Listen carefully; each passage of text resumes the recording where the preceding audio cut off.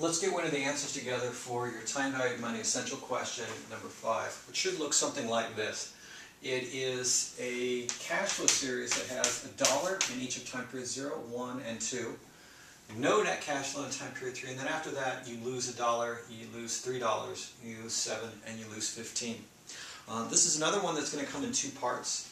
What you can think about it is that you clearly have something that's like a geometric gradient right here, but it doesn't quite fit. And so what we're going to be doing is thinking about it as a constant series, something that's 1 high every single time, and then we're going to be subtracting a geometric gradient from that. So you should be able to visualize, and I'll add in some dotted lines here, something that's 1 high, a constant series there. 1, 1, 1, 1, 1. And then what you should note is that going from 1 to 0 is like having something that's -1. Going from negative 1 is something that's like -2. Going from 1 to 3 is like having something that's -4. This is like having something that's -8. And this is like having something that is -16, if I have this right. So clearly we have this constant series that's sitting up here, and then what you're doing is you're subtracting off this geometric series, and the values that they're subtracting off are doubling every single time period. So sticking first with this constant series, what we're doing is looking for the present worth of a constant series which is 1 high, so we're looking for P, given that we know A. The interest rate is this arbitrary thing that we keep showing up with, but then all we have to do is count the number of non-zero elements. 1, 2, 3, 4, 5, 1, 2, 3, 4, 5, 6, 7, 8 of them.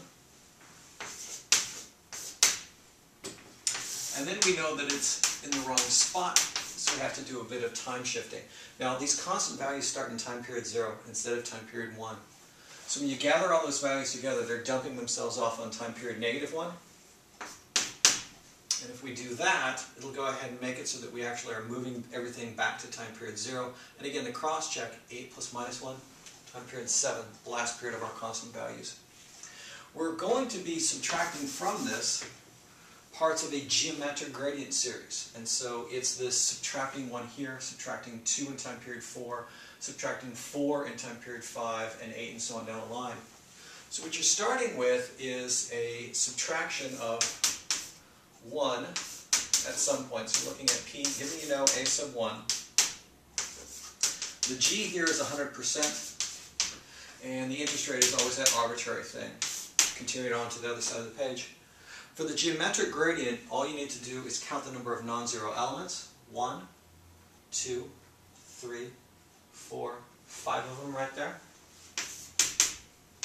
And then we're left with doing the time shifting that's required. And we'll go ahead and divide this by 1 plus I.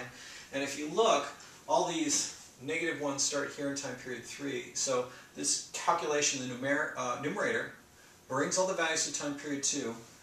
And then what we do is move it from time period 2 all the way back to time period 0. I think it's important again is you add up that n right there and the exponent, and you get the time period when you have the very last of those values in the geometric gradient series.